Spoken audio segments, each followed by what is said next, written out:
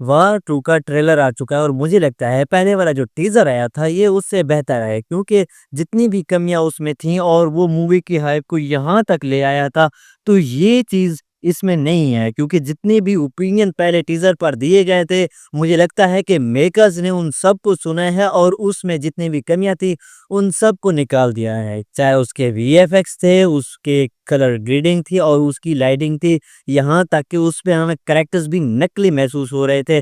तो इसमें ये सारी कमियाँ ख़त्म हो जाती हैं और इसमें कलर ग्रेडिंग पर भी काम किया गया और वीएफएक्स तो बेहतर किया गया है और उसके एक्शन सीन्स क पर भी काम किया गया, क्योंकि 2 महीने का टाइम बहुत ज़्यादा होता है टीज़र और ट्रेलर के दरमियान में चीज़ें बेहतर करने के लिए। ये ट्रेलर सिर्फ़ 4 लोगों पर ही फ़ोकस करता है, कियारा आडवाणी पर, ऋतिक पर, जूनियर एनटीआर पर और इन दोनों के बॉस पर। मैं इन दोनों का बॉस इसलिए कह रहा हूँ क्योंकि ये दोनों ही सोल्जर हैं और रॉ के लिए काम करते हैं, लेकिन ऋतिक के साथ कोई ऐसी ट्रेजेडी हुई होगी बीच में जो कि ये अपने रॉ के खिलाफ करता है और इसने ये चीज़ वॉर 1 में भी करी थी। लेकिन मुझे लगता है कि इस पर इसका बॉस थूक रहा है, तो ये कुछ ऐसा कर देगा कि जो रॉ को भी हिला कर रख देगा अंदर से। मुझे लगता है कि ये ऋतिक को कुछ-कुछ जेम्स बॉन्ड जैसा बना रहे हैं। वो काम तो अपनी एजेंसी के लिए करेगा, लेकिन अपनी शर्तों पर। कभी-कभी ऐसा महसूस होगा कि ये एजेंसी के भी खिलाफ काम कर रहा है, लेकिन एंड आते-आते हमें पता चलता है कि इसका मकसद क्या था और एजेंसी भी इसे कबूल कर लेती है। लेकिन आखिर में ये अपने रास्ते और एजेंसी अपने रास्ते चली जाती है।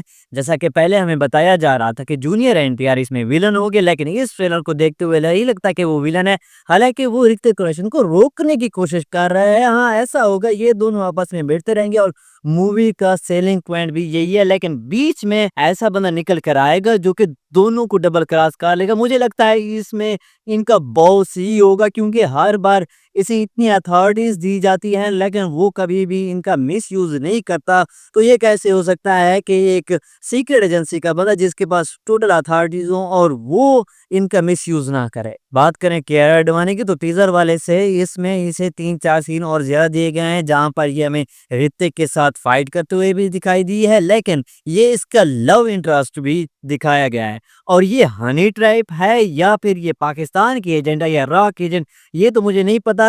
हम कह सकते हैं कि 80% ये पाकिस्तान की ही एजेंट होगी, क्योंकि जितनी भी स्पाई यूनिवर्स की आप मूवीज़ उठा कर देखें, इनमें जो मेन लीड में हीरोइन होती है, वो हमेशा ही पाकिस्तान के लिए काम करती है। हाँ, एजेंट तो पाकिस्तान की होती है, लेकिन हम ये नहीं कह सकते कि वो क्योंकि वो पाकिस्तान के लिए काम कर रही है। हर बार हमें दिखाया जाता है कि एंड आते-आते वो भी रॉ के लिए काम करना शुरू हो जाती है और उसका और दोनों एजेंट का लव इंटरेस्ट बढ़ जाता है। बस मुझे एक चीज़ का डर है, क्योंकि पिछली जितनी भी स्पाई यूनिवर्स की मूवीज़ आ चुकी हैं, सभी एक ट्रैक पर काम करती हैं और उनका मुखालिफ होता है पाकिस्तान। लेकिन मुझे यहाँ लगता है कि ये इस बार कुछ अलग करेंगे और जो कि स्पाई यूनिवर्स के लिए अच्छा भी है, क्योंकि आप एक ही स्टोरी बार-बार कितनी बार आप लोगों को दिखाएँगे और लोग क्यों आएँगे एक ही स्टोरी देखने के लिए थिएटर्स के अंदर।